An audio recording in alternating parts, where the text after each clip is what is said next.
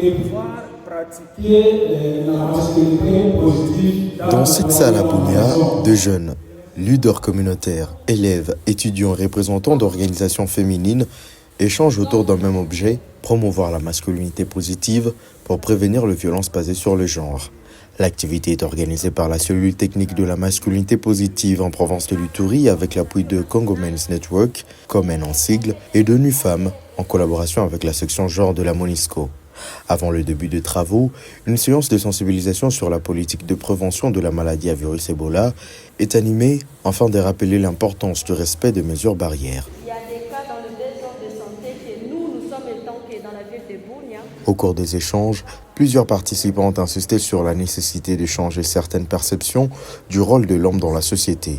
Pour Santi Choufoyourou, conseillère en matière de genre au sein du Conseil provincial de la jeunesse de l'Uturi, les violences persistent notamment à cause de l'ignorance et du poids de normes sociales. Je dirais qu'il y a encore ignorance. Au-delà de l'ignorance, il y a la persistance des normes sociales. Alors, pour moi, comment les combattre? Je ferai de cette activité un cheval de bataille pour organiser les différentes des mini-projets sur la masculinité positive afin de vulgariser et pouvoir aider ces jeunes qu'ils accompagnent la masculinité positive, que ce soit dans tous les aspects. Une initiative saluée par plusieurs jeunes présents dans la salle. Ça va tellement changer des choses parce que si vraiment ça réussissait comme nous l'avons écouté et les personnes qui étaient là ont écouté, et j'espère que personne n'est retourné à la maison, donc soi-disant qu'il n'a pas retenu quelque chose. Je sais que si cette activité-là réussissait, vraiment la communauté sera vraiment tendue, il y aura un équilibre. En fait, dans la communauté, comme un enfant, moi je suis engagé à défendre leurs droits et à leur faire représenter partout là où ce qui leur concerne. Et puis ce que moi je dois faire dans la communauté, c'est leur sensibiliser, leur montrer que ce qu'on a réussi aujourd'hui, c'est très important, qu'on va les faire participer, qu'ils ont l'importance d'être dans la société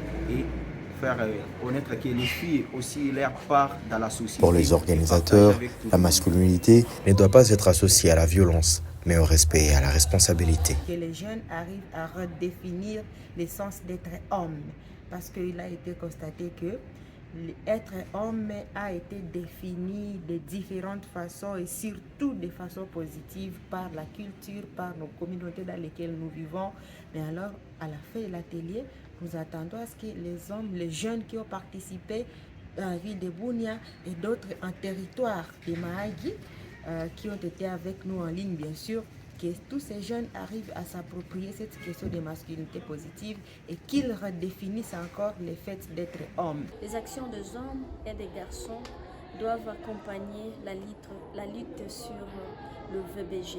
Vous voyez, comme les hommes et les garçons sont plus les auteurs de violences basées sur les genres, donc nous les appelons à s'impliquer sur la promotion, sur le bon comportement dans le foyer, dans la communauté, dans tous leurs domaines de vie pour promouvoir la vie de la femme, pour promouvoir les actions féminines dans la province de l'Uturi. Même constat du côté de la MONUSCO. L'égalité de genre, selon Alain Rubenga, bénéficie aussi bien aux hommes qu'aux femmes. Nos pratiques traditionnelles ont des côtés négatifs, ont des désavantages. Imaginez-vous, vous voyez que dans la communauté, toute la responsabilité repose sur l'homme. C'est lui qui doit faire, qui doit tout faire, c'est lui qui doit chercher la dot, construire la maison. Toute la responsabilité repose sur lui. Alors que c'est une responsabilité qui devait être partagée.